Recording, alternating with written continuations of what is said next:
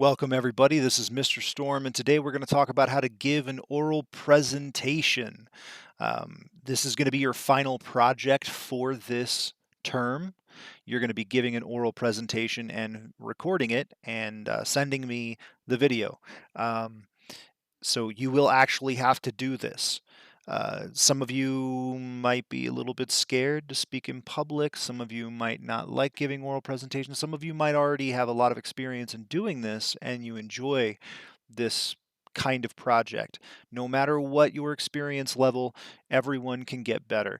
So I'm going to give you a couple of tips on how to make your oral presentation stand out and look professional.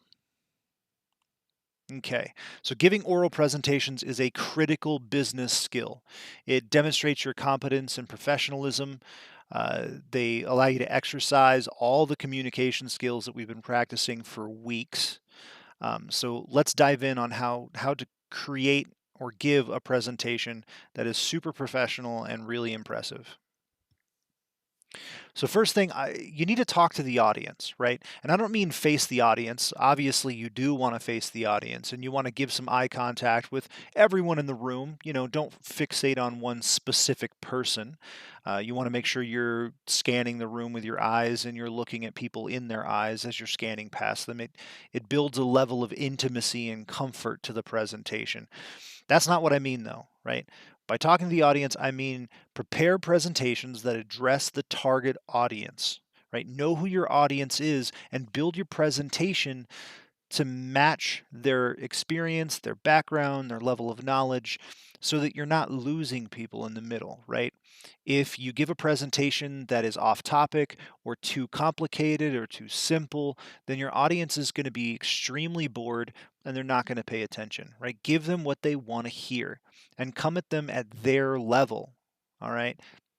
Don't try to, I guess the best way to put this is understand your audience and don't overshoot or undershoot their abilities to pay attention. Less is more. One big mistake inexperienced presenters give is that they say too much. Right? They give too much detail. Right? They need to prove themselves by proving to the audience that they know a bunch about this subject. Right? And as a result, usually the main message of that presentation is lost, and you're kind of wasting people's time. Right? So your knowledge of the subject is best expressed through clear and concise presentation. If you give too much detail, you will lose your audience. Tell them what they need to know and move on. Okay, a side effect of too much material is that you will talk too quickly.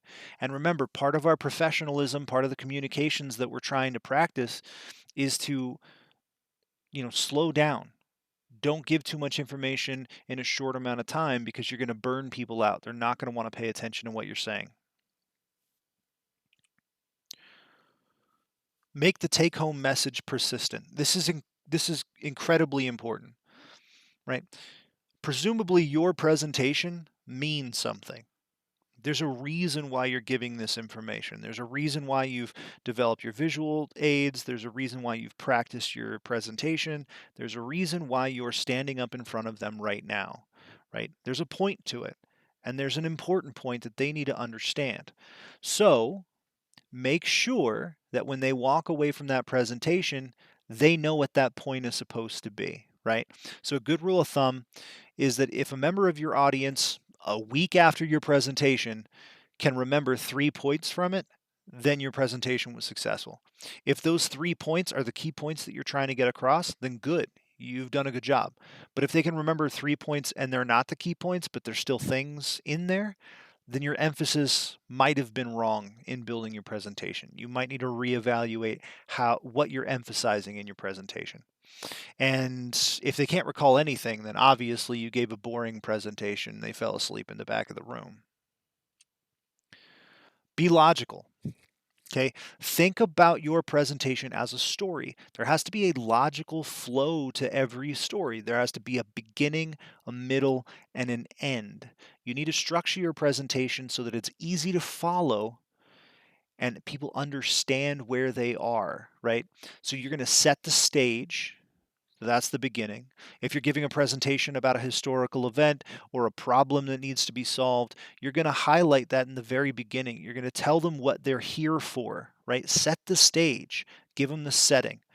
Then you're going to tell them a story. So in the middle, you're going to tell a story that allows them to kind of explore this material a little bit further. And then at the end, you're going to have a big finish where the take home message is going to be clearly understood, right? You should have a reason for every word in your presentation. Remember, on concise, chopping out all the unnecessary things that don't need to be there. Be concise. Focus on your main points. You want to treat the floor like it's a stage. You are presenting.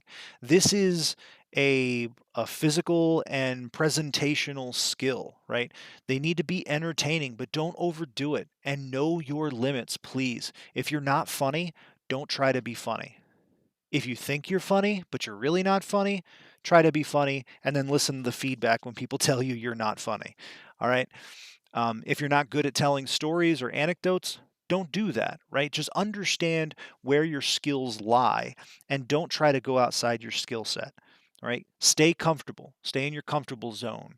Don't juggle if you don't know how to juggle. All right. A good entertainer will captivate the audience and increase the likelihood of the audience remembering the main points of the presentation. But to be a good entertainer, you need to know where your skill set lies. Practice. This is incredibly important. You need to practice your time and your presentation. All right. Make sure the words you're saying match up with the visuals. Make sure your visuals and the words you're saying don't take up too much time. Most of these presentations you're going to give throughout your career in school and in business and in life are going to have some kind of time frame on it, right? The presentation you're giving this week definitely has a time frame. So make sure you've practiced your presentation a couple of times to ensure you're hitting that mark. Okay. When you give your presentation, stick to what you've practiced. Okay. Don't practice something 100 times and then go and do it, the 101st time completely differently, right? Stick to what you've practiced. It's common to deviate, but when you start presenting material that you don't know anything about, start getting into the weeds, that's a problem, especially if your audience knows more than you do about that subject. All right. The more you practice, the less likely you will be to go off on tangents, and your visual cues can help you stay on track. The more presentations you give, the better you're going to get. An important talk should not be given for the first time to an audience of peers. You shouldn't be giving your presentation for the first time on presentation day, right? You should have delivered it to friends and family who are going to be kinder and gentler, but they're still going to point out your obvious discrepancies. You need constructive feedback, right? Again, this is a show. You're putting on a show, and you would never go out and perform a show without rehearsal. Use visuals sparingly but effectively. Presenters have different styles of presenting. Some people can captivate an entire audience with no visuals whatsoever. This is extremely rare, right? It's not a very common skill. Most people need some kind of visual cues to help them move the conversation along. I don't expect you to memorize your entire presentation, right? Not everyone's going to memorize every single word. Visual cues help you to remember how whether you're on track, right? Think of PowerPoint or Google Slides, think of these presentation software as a guide. This shouldn't give you all the information. It should just give you some of the information. As you're watching these videos, you're noticing that I have points here, actual text that I'm using to help me remember what I'm going to say. But I'm saying more things, way more things that are on this slide. I'm not reading the slides word for word to you. Sometimes I'm reading things directly from the slides, but for the most part, I'm integrating my own presentational style into it, right? Don't just read your slides word for word, okay? Only if you want to emphasize a point explicitly will you read the word for word, right? Your audience can read too. Do not assume that they're not reading your slides. They're up there for a reason, right? Your audience is going to look at them and they're going to be reading them. And if you're reading them out loud, then there's no point in you even being there. Just email them the slides and then they can go over it at their own, at their own time.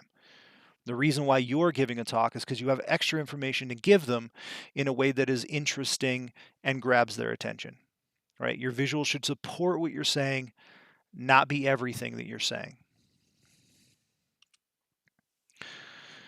This one's huge. Eliminate your vocal tics and mannerisms. So many speakings, when they're thinking of what to say in the middle of a conversation, they'll automatically throw in an or a or some variation thereof, right? For me, I say, right, or I throw some ums in there as well. I'm pretty sure you've noticed my vocal tics. Most people don't realize they're doing it. The only reason I realize I'm doing it is because I watch these videos after I make them. And when I'm watching it, I realize, wow, that video is nothing but an fest. Sometimes I re-record them, other times I leave them in. I get lazy too. But this is a common thing. Everyone has some kind of vocal tic that they have to try to defeat. And if you're giving a presentation, there is a portion of your audience, of every audience, that focuses on those verbal tics, and they will not pay attention to your actual presentation. They won't pay attention to your actual words. They're just counting all your ums, right? When I was in college taking communications classes, I always had one or two people in every class that their entire joy in life was to listen to presentations and count all the vocal tics they could find. And when they were doing peer reviews, that's all they would talk about. You said 14 times during your presentation, So be careful with those vocal tics. Same thing with mannerisms. Mannerisms are body language cues that you give off without knowing what you're doing. For example, some people sway back and forth while they're presenting. It just kind of helps them think about what they're going to say. Other people are very animated with their hands. I'm a hand talker. I wave my hands in the air when I'm getting excited and I, get all animated, right? These are just like vocal tics. They're distracting. And again, you may not even know you're doing them. And the only way that you can find out that you're doing them is by watching a video of you giving that speech, watching it and paying attention to those things, realizing that this is what you're doing, right? You're not going to be able to cut out all your vocal tics or your mannerisms in a short amount of time. This is something that you're going to have to work on your entire life, right? This is a life skill. You're going to need to practice giving presentations, eliminating vocal tics, eliminating mannerisms while you're presenting. This is a skill set, right? And you're not going to be perfect at it right away. So, don't be discouraged if you throw an in there on accident and you catch it in your presentation and then you stop and you get flustered. It just happens, right? Alrighty. So in conclusion, public speaking is a skill, just like any other skill. You can get better at it by practicing. That's really the only way to get better, is practice. You have to practice as much as you possibly can. And if you're the kind of person who's scared of public speaking, I get it. It's a very valid fear. And by valid, I don't mean that you should be afraid of public speaking. By valid, I mean it's a fear that a lot of people have. It makes sense. You're afraid of getting up there and saying something stupid or doing something stupid or feeling stupid or being bullied or harassed or whatnot. I understand. But you are going to find yourself interacting with people, communicating in this kind of forum at some point in your life. You're going to need to become comfortable with it. And really, the only way to do that is through practice. And the only way to get better at giving these presentations is through practice. So follow the tips in this video, practice, practice, practice, practice, and before you know it, you'll be giving great presentations in no time. That's it for me this week. Thank you for paying attention. I'll see you next time.